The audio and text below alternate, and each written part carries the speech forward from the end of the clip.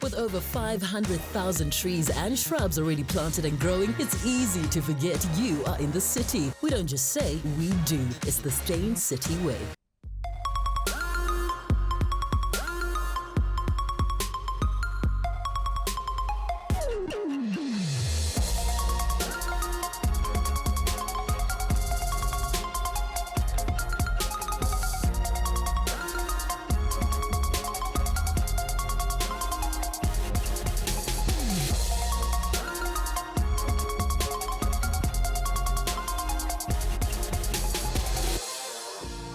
Good evening and welcome to Real Talk on SABC 3 with myself, Anele. Tonight we are in the presence of great rap royalty, two talented South African rappers from completely different backgrounds, but brought together by their uniqueness of celebrating their mother tongue languages through art.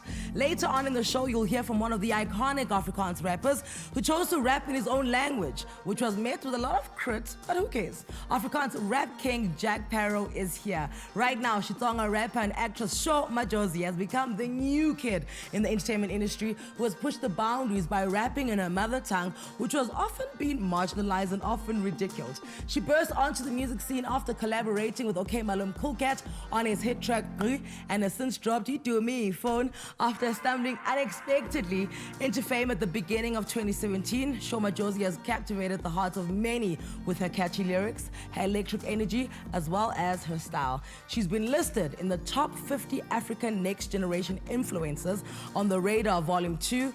But before Sho Madjozi, there was once upon a time a poet, Maya Wegerup, who wrote fiercely about issues of race and identity whilst in America. Have a quick look. Because I'm speaking a white language. Best believe there wasn't a single black person at the meeting when the British made up English or any of the so-called Romance languages. And if there were, they were probably serving sandwiches, because we're talking about the same people called the savages. So every time we speak English, we talk white. Lakini afadhali mina ongea Kiswahili.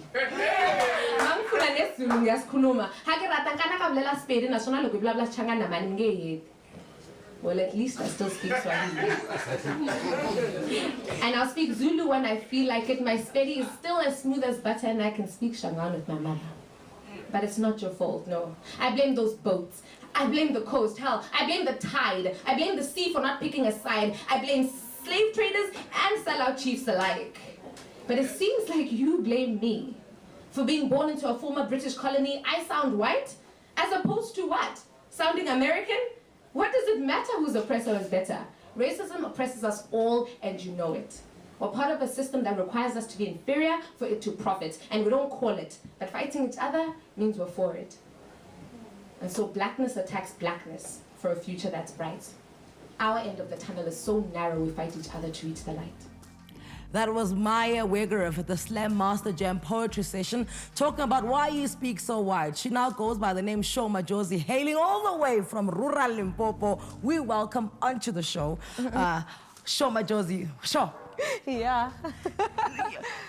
You're 25 this year, right? Yes. And I mean, your achievements are like this long now. And I like the way you're like, no, I didn't plan them. They just happen. I go with the flow. Is that still your thing, that you're just going with the flow? I'm still constantly surprised that I'm like famous or whatever, but the plan was always to do whatever I felt like doing. So there was a time when I said, no, I'm going to learn French. So I moved to Senegal and lived there for almost 2 years. And then I was like, I'm gonna write raps.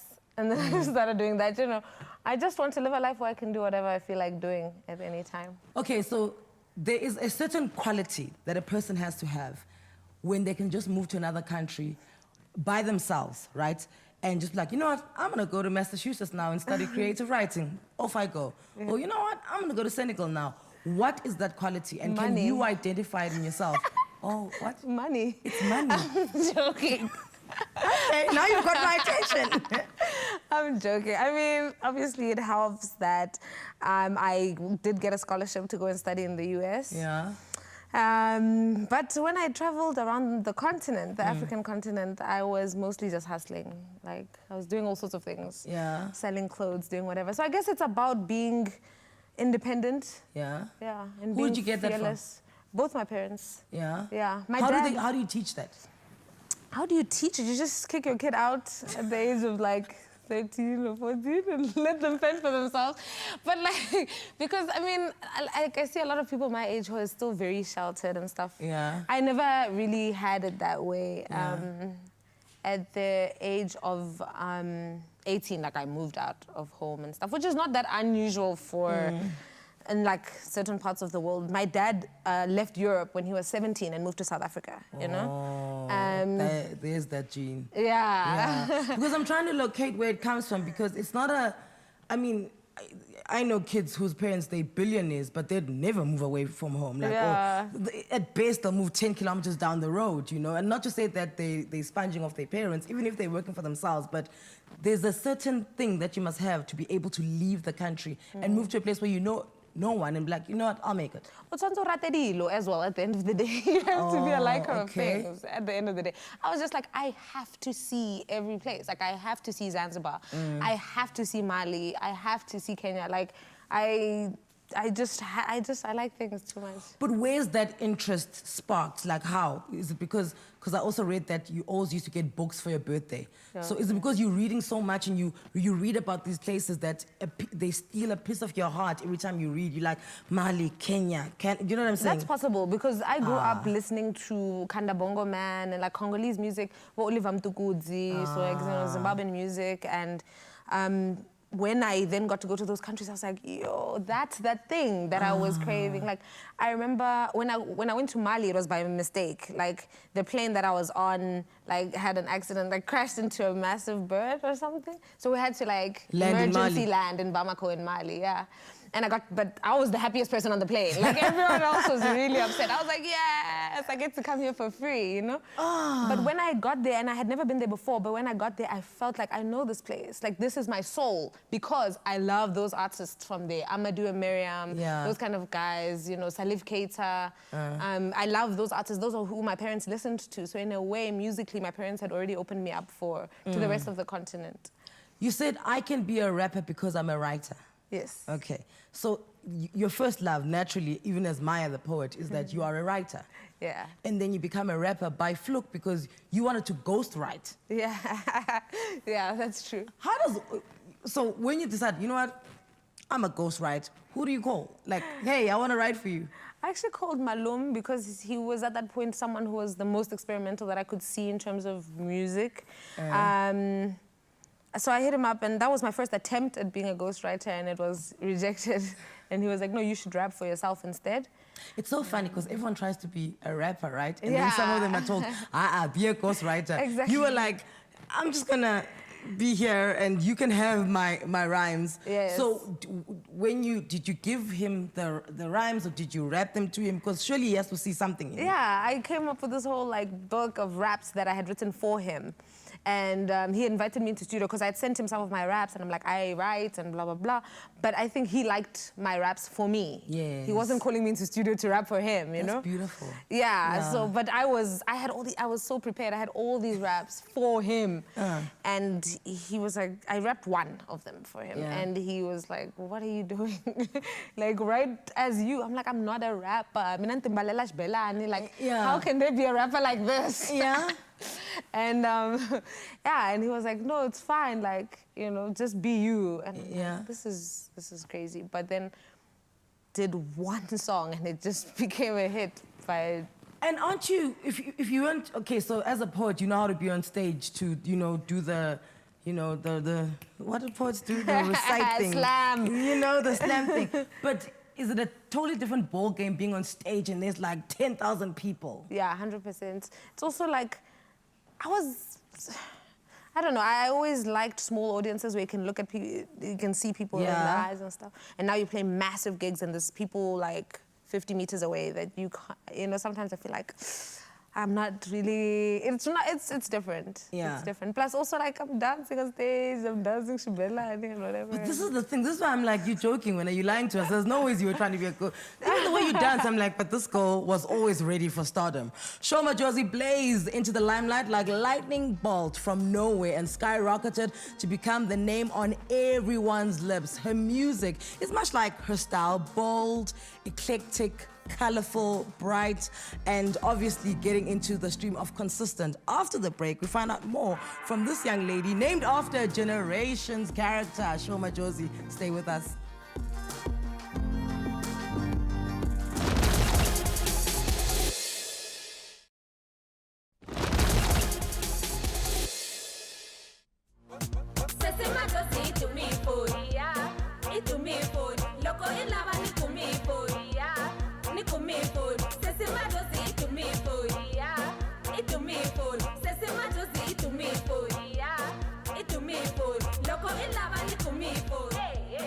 Look, there's no doubt in my mind that she's currently the hottest artist to come out of Limpopo. She writes, she raps, she can act. She has taken the music industry by storm and is moving from one success to the other. This is Real Talk, and we're keeping it real and talking to South Africa's very first mainstream Xitsonga rapper, Sho Madjozi. So, you say when you're in the US, you're black. When you're in Limpopo, you're white. When you're in Joburg, you're colored. Yeah. How do you not have, and this is what it looks like to me, right? You can disagree with me, which I love. How do you not have an identity crisis when you're constantly being called something different everywhere you land? I think I'm proof that a lot of identity politics are really just made up. And that they don't matter. If there's no race that I fall into, then surely the idea of race is maybe not as clear as we thought it was. Yeah. You know, because there's no such thing as colored even in other countries, you know. So it's clearly made up for here. So I'm like, it's really not as important as we think it is. Yeah. So I really don't mind. I've always identified as black, and but I also understand when that I live a different black experience than other black people because of the fact that my father is white. Yeah. So I'm not bothered really. So it's a case of you can't be put in compartments, right? There's no place we can, because people put people in compartments to make themselves feel better, so that I can identify you and tame you. So we can't put you there. I mean, listen, like the apartheid government came and literally forced people into things. Like there's people who half of their family was classified a different race than them. To me, that just shows me like clearly you're making this up. So I have no real aim to further justify the apartheid sort of divisions. There's no need for me. I gain nothing from trying to prove that they were correct. In my mind, I think they weren't correct. You are correct in saying that. How easily do you accept being called a hip-hop artist? I don't mind. I don't know. I rap, you know. I'm a rapper. I'm not a very good singer. So it's because of hip hop that people like me can be musicians. Yeah. If it wasn't for that, and if you couldn't sing or play an instrument or whatever, then you weren't a musician. There's still people who feel like that, you know. But thanks to the fact that hip hop is a thing, I can actually be a musician. And you said you always knew you were going to be a star in Limpopo. You just didn't realize you'd be a South African star. The goal was going to be, I was going to be a Limpopo superstar for a while. That was like my goal. What does that mean, like a Limpopo superstar? Because I know like you did a gig and it took you like 2 hours to get into the back home. Because you just have fans there, like obviously you have fans everywhere. I love people in Limpopo make my life worth living. So that happened very quickly. But what I didn't realize was that I was going to be nationally recognized as well. That's what I didn't expect. But yeah, I was going to be famous in Limpopo, and I was going to be on Limpopo radio stations. You were just going to run the province. I was going to run the province. That was going to be my home turf. And yeah, it turned out a bit differently. And there's nothing wrong with that. But do you not, because you know you get into the industry and because you're growing, so obviously you get more of a team. And more of a team means having more opinions. So how are you filtering the opinions? Because some of them are great and they are what are going to make you, you know, catapult to the next step and the one after that. But the other ones are like, you know, calm yourself down. So yeah, I've thought about that too. It's not like I've got it on lock or something. Yeah. I think about that a lot because literally your job as an artist is to be able to reject what people say. That's literally it. It's so much of it is about being able to do what no one's done before, being able to have your like clarity in terms of I think this will actually be good. Because if it was like me listening to That's very profound. Thank you. But then you do get to a point where like, maybe am I just like, you feel like, where do you cross the line and stuff? It's very tricky because sometimes you look at some things that some artists are doing, you're like, wow, I wish you had listened to people telling you not to do that, you know? But so much of you, and that's maybe why artists go overboard so often, is that so much of what you have to be as an artist is someone who doesn't listen to what other people say. Because Mina, they would have told me, Brie, why don't you rather rap in Zulu, eh? Yeah, hey. You know, there's more Zulu people. That's where like, it's going. Everyone's on this thing in Zulu, bro. You gotta do it like that. So Yeah. I'm like, you know, I had to be like, no, I think Tsonga sounds really amazing. And in any case, that's what I'm the best at. So, you know, you have to be able to block out what people say a lot of the time. My manager thinks I'm like really hard-headed in that way. Like, it's very hard for him to get through to me. Like, that's good. I'm very like specific about what I want to look like, what I want to wear, what I want to say. So quickly before you give us a performance, apparently you have a book that you don't want to release. Oh yeah, I wrote a novel. Yeah. Maybe I will one day. Why don't you want to release it?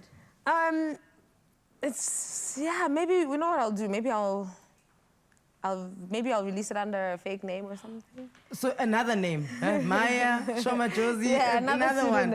Stop, Prince. But you know, because it is like it's something else that I did that and that's what I needed at that time, and now I don't anymore. You know, we love a good book on this show. I hope you know that. Oh, perfect. So if you do release it, you can just like, in an unsigned envelope, drop it off downstairs. And I'll come with a mask, like Zeke like or Sia. something. Like Sia even. Listen, dying to hear your performance. This is not the last that you hear from Sho Madjozi on this show. However, she'll be back next month with the rest of the creative revolutionaries heading the One Source Live campaign. After the break there, she's walking off. After the break, not many South Africans can brag that they have their own festival in Europe named after them, but Jack Parow secured those bragging rights. He's released his own Bryce Sauce, a memoir, as well as comic books, and most recently a brandy. Jack Jack Parow joins me after this. But wait, before all of that, Sho Madjozi, who's also Maya, who's also going to release a book under an alias. She's here. Obviously, you saw her, and she's performing for us. Hugo, let's check it out.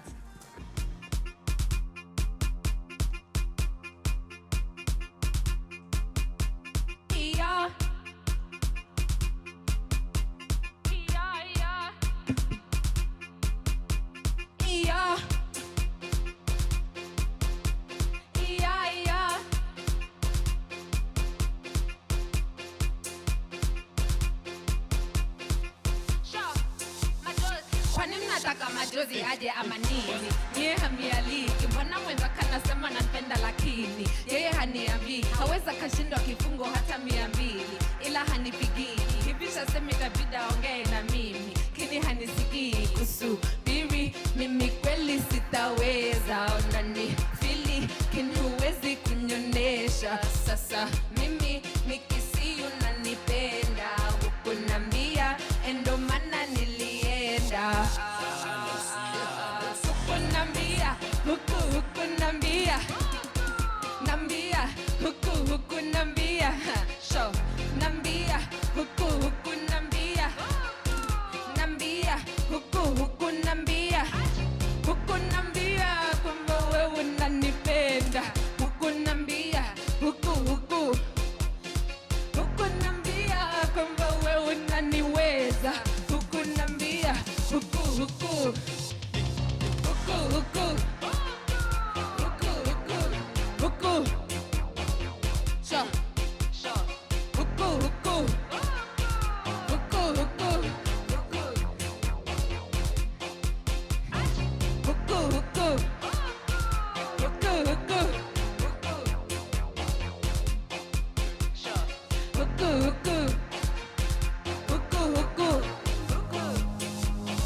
Sasa na watu unakasirika roho inavunjika na araika kini huku niita mpaka nyumbani umenitumia aje akiba kini huku nalika woza useme nioneshe wacha kujificha bila kuniambia mimi kweli sitaweza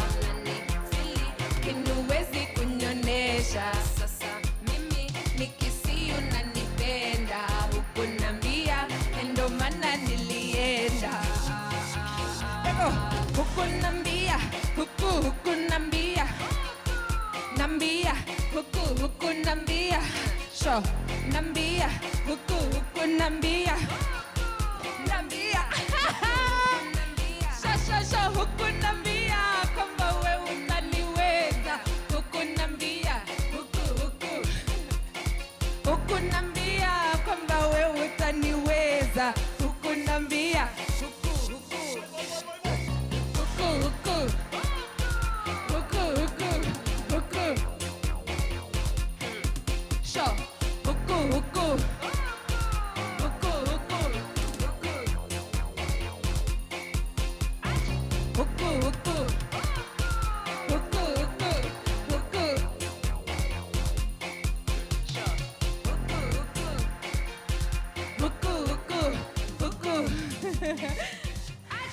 Sure.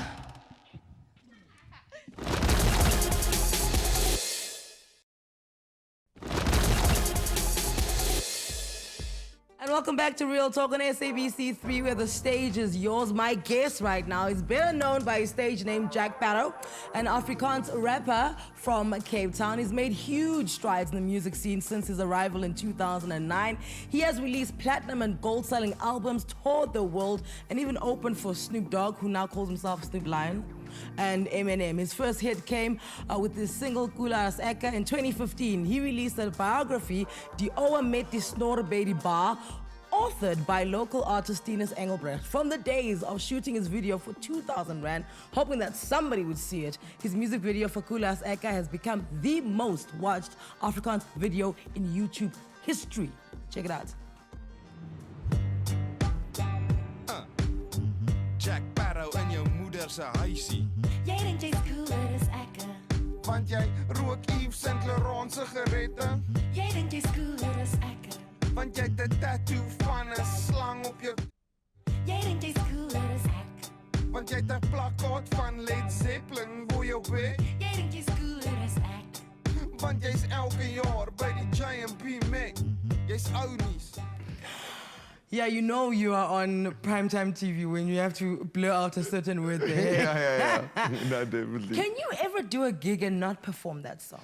No, I think it's part of my act now. But I mean, I'm so used to doing it. I've done it like, I once did it when I was actually in Europe. I did it, I think, 5 times in one day, like for different things and different radio things and 3 different shows. Yeah. So well, not unfortunately, I'm very thankful for it, but you kind of get desensitized to it after you've done it like 30,000 times or whatever. Yeah.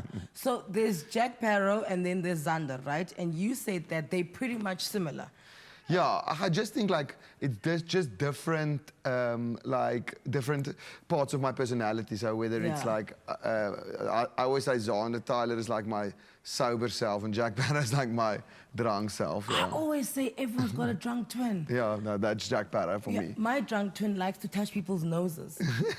It's like, especially if a pretty one, I go in for it. Oh, nice. So I like, you know, when it comes to you, there's a bit of like, there's these urban legends, like these stories that go around, and you never know which one is real and which one is not. Yeah. So did you become a rapper sitting at a spur and you started rapping with your friends?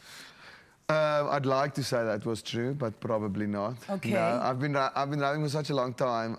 Like I've been writing for 21 years now. Oh, gee. And I've been like actually performing for 16 and famous for like about 9 or 10 years.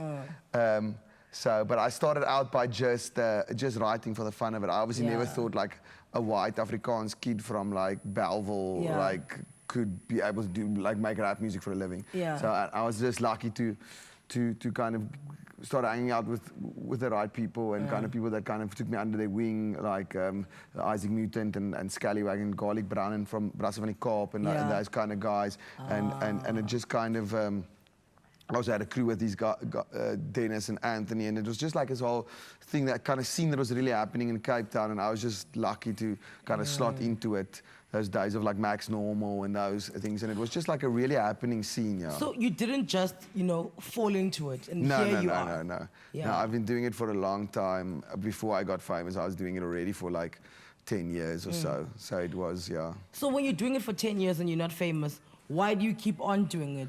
Because I never wanted to be famous. It was like, no, never for me a thing of like becoming famous. I just wanted to make music. I had fun with it. I love doing it. I love the language. I love Afrikaans. I love South Africa and like ours, like everything that makes us special and makes us different than anywhere else in the world. And that this is Africa kind of thing. I love that about it, about our country, where people from other countries freak out about stuff that we find so normal and so on. We find I like everything that. hilarious. That's another thing. And that's a great thing, you know. Yeah. I think that is what saves us many times in the state that our country tends to be in on some days, is like we can actually laugh at ourselves and laugh at what's going on. We've got a good sense, amazing sense of humor, South Africans, really like. And that's also when friends of mine from other countries like the States or Europe come, they're always also so like it's so intriguing to them that everyone is so happy. So they get to the airport and the people working behind the counter are laughing and so happy to see them. Like my friend Did Nasty that was here a while ago with me, he was like, in America, when he goes to the counter, it looks like those people don't want to be there. And now he's here, and it's just everyone's so happy and kind of just bubbling and kind of giving that great energy off. And it's nice. It's nice. I mean, we have a lot of problems on some levels, but those will eventually, hopefully, get sorted out. But on a ground level, our country is so amazing, and it's just there's so much culture and so much like cool vibes and people mingling and just like living together in this beautiful country. I'm really thankful to be from here. So I mean, across the world, rap and hip hop can be used to, you know, to talk about, you know, social issues, right? Do you find the pressure to do that? Because like the reason I love your music is because it's happy-go-lucky. You know what I'm saying? It's there, and you may not be talking about like, you know, the political or the social climate, but you're talking about what we do at Bryce, and I'm happy with that. Yeah, and I think that was the thing when I started out writing. I just wrote to write some fun stuff because I was kind of.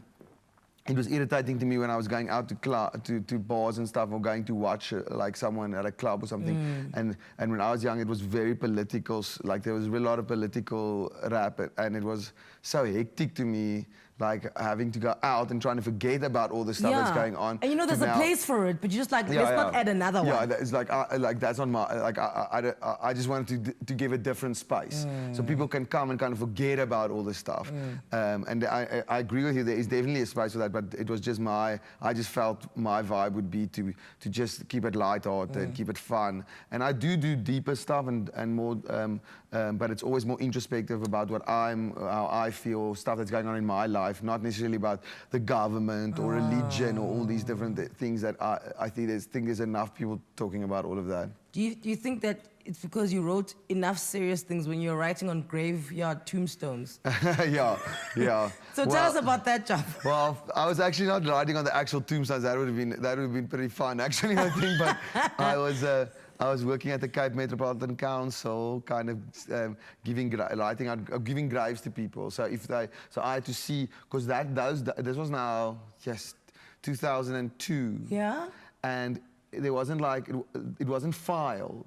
So it was. Remember in the old days when you went to the library and they pulled out those things and the file. And that is out. Now imagine the whole of Cape Town and surrounds, like everybody who dies, everyone that's died forever, like in these like drawers. So you allocate people. Yeah, then I had to figure out. I had to sit and I had to write down and I had to figure out where there are still graves and where there's graves open and stuff, and where people can get buried and stuff. It was pretty intense. So you were like the Pam Golding of graves. Exactly. Like the real estate agent. Just lower pay grade. Everybody's dying to have you allocate them. Nice, I like that. I know. Dish. So how did you leave that job? It was so boring that I fell asleep one day on my desk and my boss got there and he fired me. It was so boring though. I was sitting there, you can imagine how boring this job is. And people walking you like, great, more dead people, please. And the thing is, they didn't even walk into me. I was sitting in a room on my own, going through these things in like this super old building, like the super old municipal building in Cape Town, and it was just like, and it's like smelled hectically, and there's no air in there. It was just like, it was a hectic time. Did you ever, by mistake, allocate one grave to two people? Then it has to be a double story. Well, I wouldn't know, but that would have probably might have happened. I don't think I was the most into my job ever. I was like probably made a lot of mistakes that was noticed after I was fired. Also, you were fired. Yeah. I thought you quit. Like, you No, quit. I was fired. No, I fell asleep at the desk. I fell asleep. So he fired me, my boss. They were like, cheers. Yeah. Did you ever go back there? No, never again. Good for you. Listen, Jack Parow wanted to be a rapper since he was in primary school, citing Snoop Dogg's Doggy Dogg Style as the initial inspiration. Although he started rapping in English, he soon decided that, you know what? He wants to be himself. He wants to be authentic and preferred Afrikaans. When he was a kid, never did he imagine he'd make music for a living, let alone have a brandy named after him. Listen, more with Jack Parow, and of course, like Sho Madjozi, we're getting a performance out of those guys, so make sure you stay with us right here with Real Talk with Anele on SABC 3.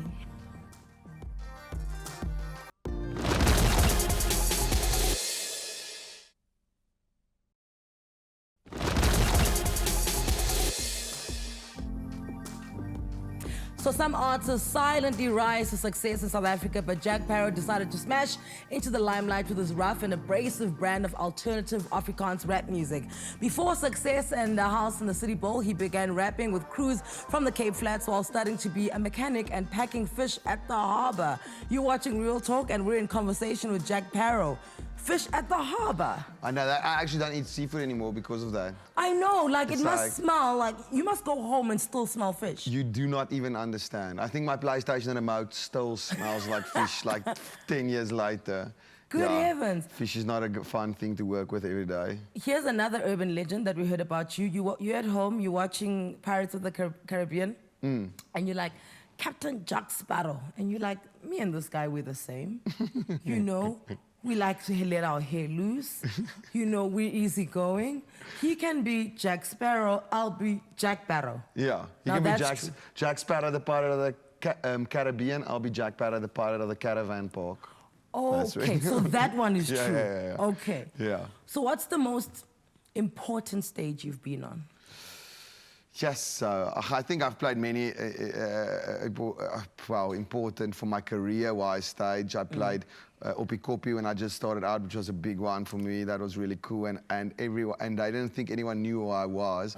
So they put me on this really tiny stage at the side, and I played at like 12 on like Saturday morning. So you can imagine it's like 5 million degrees. And it was, I still have a photo in my book of it, and it's just that people are like, there's no more space because I had to climb up there's like a hill with like rocks and stuff, and people all the way up, all the way around, just like people came, and everyone came and supported it and came to check out now what it's all about. So that was really cool. And that must be nice as a new artist, right? Yeah, exactly. Because, you know, as a new artist, you're not necessarily getting the radio play, you're not necessarily getting the PR, the covers, you know, the newspaper. And it was nerve-wracking. I mean, it was like, and it was like 1 million degrees, and it had like there wasn't a roof on the stage, and I like messed up so much lyrics, and it was just like. But we didn't care. Yeah, and it was just like a jewel. It was really nice. It's still to this day one of my most craziest shows, but one of my funnest shows. I always remember it. And I've played some cool stuff after that. Obviously, the Sparrow Fest in Holland was for me amazing. I can't believe that. How do you get a festival named after you internationally? Yes, yeah, I've been touring. I was very lucky that Coolers Echo was also a very big hit in the Netherlands and in Belgium.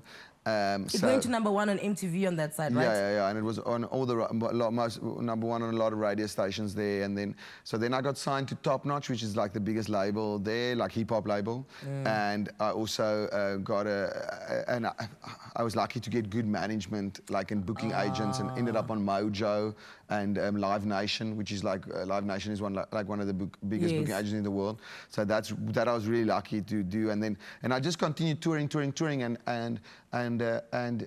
and eventually, like, Martin from Live Nation came to me and he was like, do you want to do a festival? Like, let's try it out, see how it goes, see if it works. And then it sold out, and it was like amazing. My mind is still blown. Yeah. But it's one thing to be booked at a festival, which is still insane. Yeah. You know, but for it to be named after you. Yeah, it's really cool. I mean, we started it small now. It's about 3,000 people, I think, and we, which was the cap, or I think 2.5 or something like that, and then that was capped, and then we'll grow it from there. But it's just cool. I mean, it sold out pretty quickly, and I also took one of my friends from South Africa down, Xitsonga, to go rap with me there, and obviously it's my main aim to kind of build it up as a showcase for South African talent and South African music and stuff, and because that's always my mission. No matter where I go, I'm always repping South Africa as much as I can, and it's to have this like kind of springboard and this opportunity to create this kind of alternative kind of. Because you nondescript, like we can't put your finger on it. Yeah, so it's just like so it's cool to create this space also for like people to come and for me to be able to showcase music I like from South Africa and music that I think is important to see for people in other countries, instead of just, you know, for such a long time there was just so much pop and so much like Afrikaans, like stuff that I didn't relate to at all. And it was really nice for me to finally, when my friends all started bands and we kind of started doing this whole stuff, it was really cool to kind of create something that showed that Afrikaans people aren't like, there's not that, like there's a different side to Afrikaans, alternative, like kind of cool side to Afrikaans. There's always this linear representation that this is an Afrikaans person and this is what they like. And correct me if I'm wrong, but it must be difficult to be an Afrikaans musician trying to break into that because, you know, they're already selling millions of copies. I mean, Afrikaans music is like, outside of gospel music, it's the most selling in the country. So when you're going into it, are you not thinking, will I find a market that will like this when there's already 1 million who are liking that? You know, that was the lucky thing with me. I think I'm not just saying this, but I never thought in my wildest, most extremest of dreams that I would be doing this for a living. Like, I still to the day think at any moment it's going to be done. Like it's like, it's a rap. Yeah, it's really, I'm like, and I think that is what made me who I am and what saved me also, that I didn't try. I think a lot of Afrikaans artists who I know who are actually were actually very cool, just decided they're going to sell out in a way and kind of go pop and stuff, and it's sad, and it's sometimes kind of selling their soul in a way, and they usually end up being very sorry about it afterwards and kind of regretting it. So I mean, it's and there's a space for that. I'm happy with that in Afrikaans. There's a space for all types of music, but my music is just like kind of showcasing a different side of Afrikaans, a more, I'd say, like I'm Afrikaans. I think like a liberal, more liberal, opener side of Afrikaans. Like a diluted one where, you know, you're encompassing everything. Exactly. Where you know, for me, and I'm not here blowing, you know, smoke up your behind, but I get that, yes, you're an Afrikaans artist, and that's how you come at me, but I also feel like you're not closed off. Yeah, not at all. You are aware of what your country is, and definitely. Every bit of your country, and you know, a little bit in it, you know, finds you and latches onto you, and when you then execute yourself, I get everything about South Africa when I listen to you. Yeah, that's thank you. That's a nice compliment. Yeah, I mean, I think, and my shows are like that as well. I don't. If people are at my shows, it's people of all different ethnicities and people of all different languages and all cultures and everything. It's like it's a mixing pot of different cultures, and I think because I think people feel welcome no matter where they're from to come and watch my shows, and I'm thankful for that. That's what I always wanted and I always wanted to do, and kind of I wanted to happen, and it kind of has happened. So that's pretty lucky. Okay, so listen. What is hip-hop without a little beef, huh? When we come back, we'll find out who Jack has had beef with, why they had beef, and have they eaten this beef as biltong, obviously, because they're Afrikaans. I didn't even know I had beef. I'll tell you. We'll come back, we'll talk about it.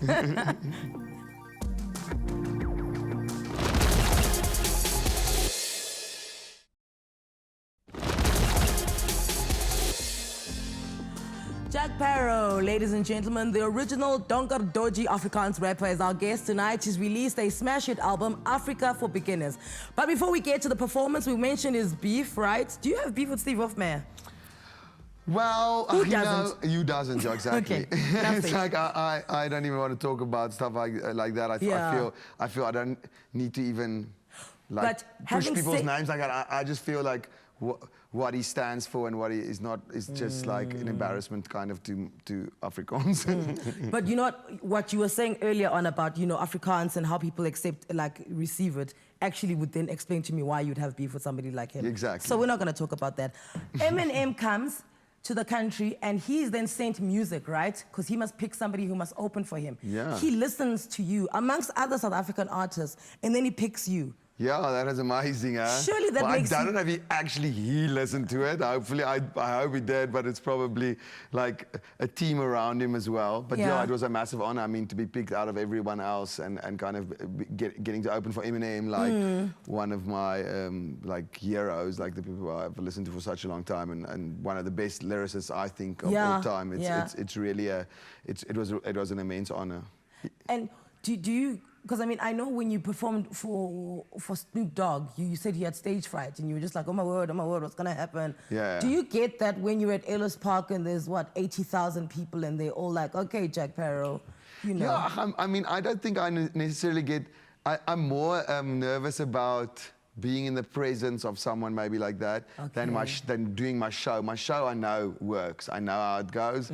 I know how to I've played for a long time and I know how to handle crowds and how to psych them up no matter where they're, because I've played the weirdest things from like people that like from corporate gigs to like to like it's just like stuff where people are sitting watching me and if you've been to my show you know how, like it's super high energy. Yeah. So having to get those people to kind of get into it and like kind of like it's quite intense. So I think it's more about meeting them and like kind of being in that presence. And I think it's like Eminem. I didn't get to meet. He's like super like closed off. He's a recluse guy. Like even the whole when he sound checked.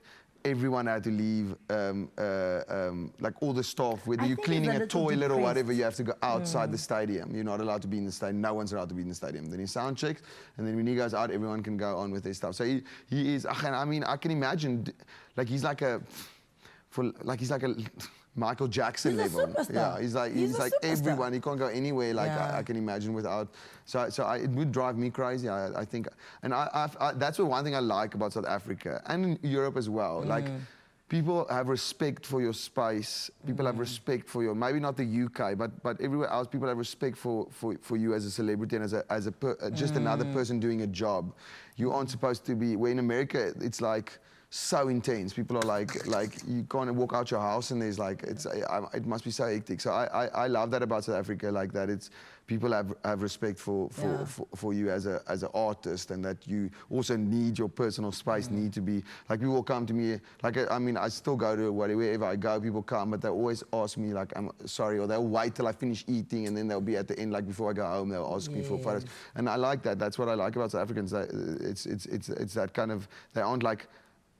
Over like they don't own you. Yeah, and they're not like that super celebrity culture. They celebrate you, but they don't own you. Yeah, exactly. And like America's so hectic. It's like such a celebrity culture. It's like scares me just looking at that stuff. How do you get it right? Because everything you, like all the sponsorships, all the brand endorsements that you tie yourself with, I respect. Like to me, they always look like an extension of you. You know what I'm saying? I never feel like, okay, Jack. Now you're out here advertising cotton wool. I really didn't see that one coming. So what have you said no to, where you're like, okay, that's not me? Yeah, I mean, I've said no to probably to cotton wool, but I've said no to things. I think it's important. Like I must also like the product. Yeah. So I don't want to sell my fans something that I wouldn't use myself. So I'm hectic about that. I'm actually usually approach brands before they approach me. So I'll approach brands that I like, even though maybe whether it's whatever, a laptop. I know the laptop I like. Other companies might approach me, but I'll go with the one that I like, and that's the kind of thing I think that's important, because then when someone who like one of my fans, whoever buys it, and then they like.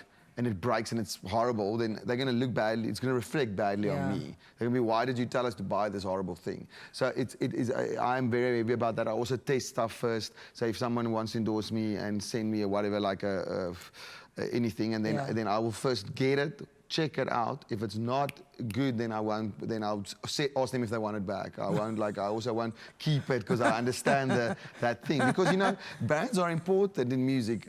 times has changed. Like we aren't selling physical albums where a lot of money was in, and it's cool. I'm not like dissing it at all, but it's like it's a different state. Like it's different state music. I need to tour constantly, and I need brands to support me in music videos and all of these stuff, so I can create more. And I've been lucky that brands do support it, and people should support those brands because they keep the music alive. Yeah, they keep the music alive. Okay, speaking of music, you're going to perform something for us? Yeah. Africa for Beginners is from that album? My Koninkryk is the song, and it's off my new album, Africa for Beginners. Yeah. Okay, I want to hear it. Can you get to it? There you go. His new album, Africa for Beginners, features some super cool acts like Happy Boys, Dirt Nasty, Double HP, Xander Ferreira, Kwescom Bass, Hunter Kennedy, who I love, Aeon Wolf, and even Sketchy Bongo. Here is Jack Parow with my Koninkryk from his new album. For myself and the team, you have yourself a wonderful evening. Do it, Jack.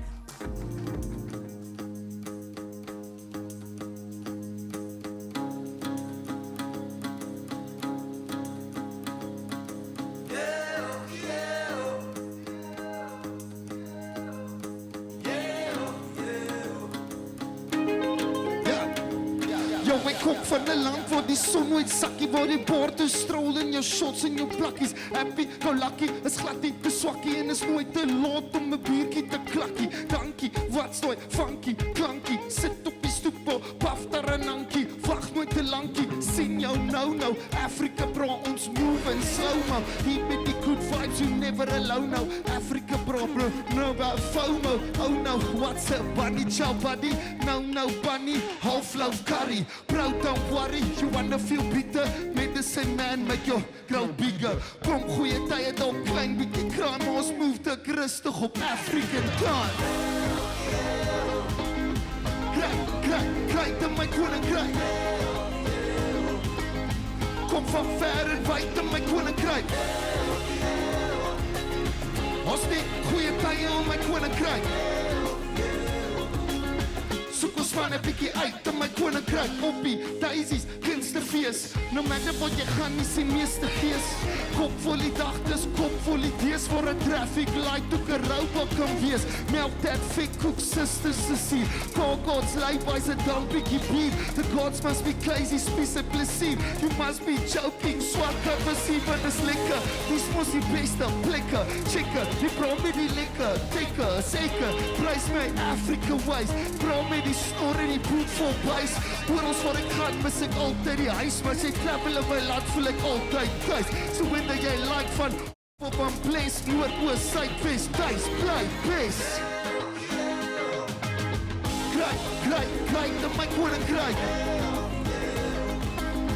Kom van ver en wyd in my koninkryk. Ons net goeie tye in my koninkryk. Soek ons van 'n bietjie uit in my koninkryk. Kry, in my koninkryk. Kry, in my koninkryk. Kry, in my koninkryk. Soek ons van 'n bietjie